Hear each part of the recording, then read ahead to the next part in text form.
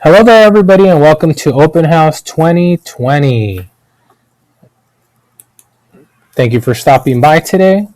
My name is Mr. Zambrano.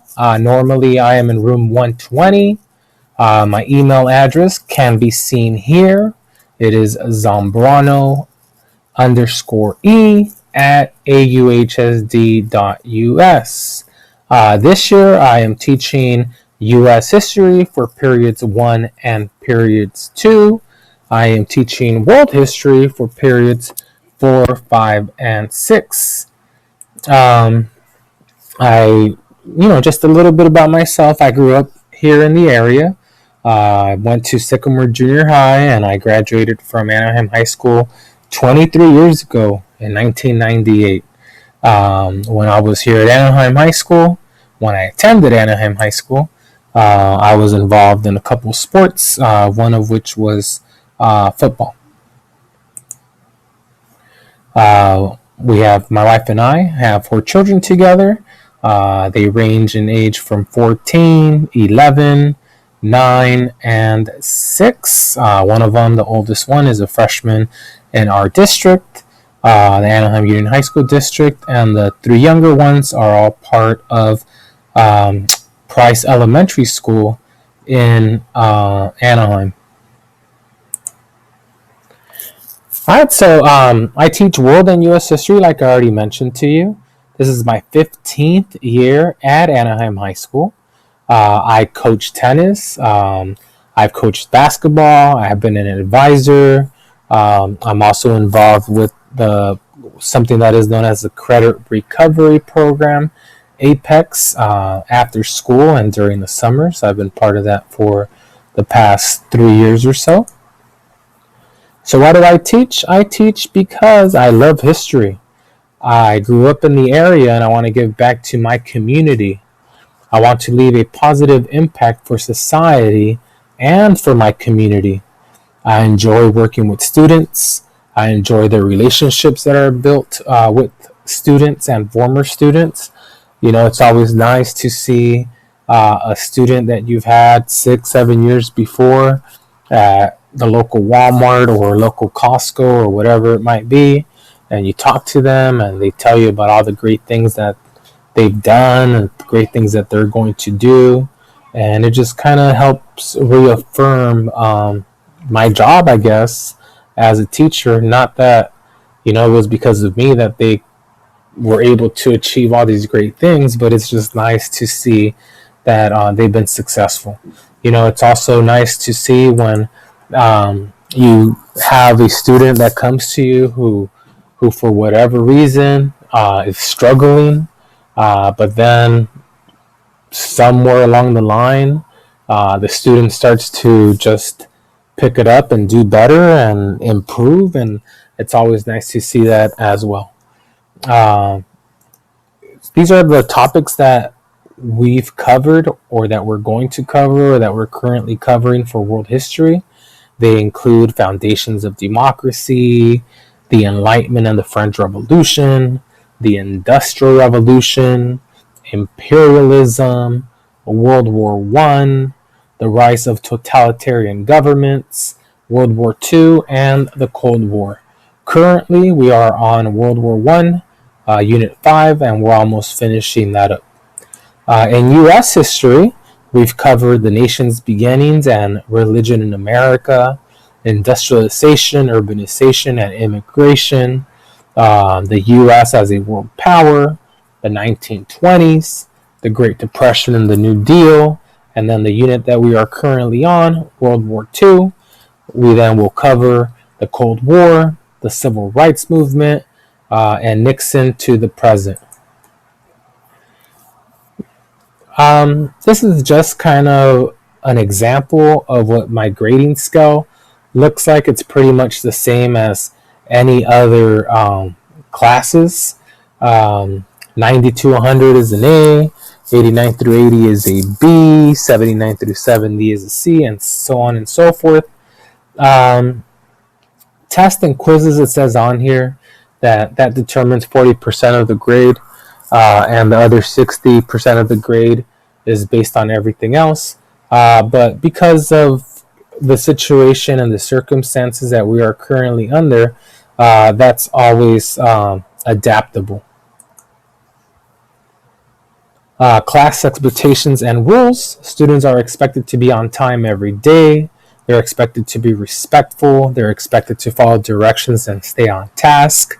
They will raise their hands virtually, of course, and wait to be called on before speaking or sharing with the class. Students will be fully or attempt to be fully engaged during virtual learning. I know that things happen that sometimes might not allow that to take place. Since the beginning of the year, or at the very beginning of the year, we shared with our students how important it was that they practice the proper netiquette, meaning the proper etiquette for online learning. So, we went over with them and we basically described to them that, it's important to be scholarly, right, in your language that you use, whether it's written or whether it's orally. Be respectful and be professional and polite. In regards to classwork and homework, most assignments will be completed in class. I kind of shifted a little bit from the first semester. This second semester, I started giving my students at least 20 minutes per class meeting to work on the assignment. I guide them through the assignment some of the time, lead them to the correct answer some of the time. Assignments will usually be due at the end of each week. For example, something that was assigned on 2/1/21, so this Monday, will be due on 2/7/21, which would be Sunday, or even maybe Monday this week because we don't have class, right? To give students the opportunity to complete each assignment in a timely manner. An assignment list has been created for each unit where a detailed description of each assignment is given. So the student, for whatever reason, doesn't complete the assignment. Maybe they were absent. Maybe their internet wasn't cooperating the best. They could always look at that description, that assignment sheet, that assignment list, and find out what they have to do. That is usually also posted on Aries. If they go on Schoology, they should be able to find the assignment on there as well. All assignments and lessons are on Schoology, and because, once again, of the situation that we're currently under, late work is accepted throughout the semester. So, the student just has to share the assignments with me and they'll get credit. Normally, my preference is for students to turn in these assignments or turn in assignments through the Dropbox on Schoology. But if the assignment is already 2 or 3 weeks past due, at that point, I usually take the assignment off of Schoology. So then the student is responsible, if they're going to share an assignment with me, to email it to me. And they've been instructed on how they're supposed to do that. All right, so how can you help your student be successful at Anaheim High School? My suggestion, and obviously I'm not an expert by any means, but check their agenda daily, check Aries often. Like I mentioned, I usually put a description for the assignment if it's needed. Check their completed homework daily.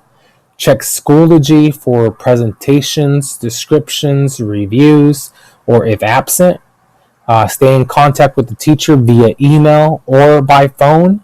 I'm not sure if anybody's answering the phone at Anaheim at this current time, but you could always try. Do not wait until the end of the semester to reach out to me or any other teacher that you might need to reach out to. Don't make the mistake of thinking they are old enough to take care of their schoolwork or homework on their own. Obviously, we want to have trust in our children, but it never hurts to check up on them every so on. If you're really worried about a certain situation or the lack of progress that your student is making, contact the counseling department. If you are worried about their progress, if you can't contact the counseling department for whatever reason, you could always reach out to any of their teachers, including myself, and let us know that you would want the counselor to communicate with you. All right. Once this presentation is done, if you have any questions, I'll be more than happy to answer them for you. But due to time constraints and privacy issues, I'm not really able to go over your student's grade in my class. If you would like to discuss this further, please email me. Once again, Mr. Zambrano, email's right there. And these are the classes that I teach. Thank you for stopping by and have a great rest of your day and a great rest of the year.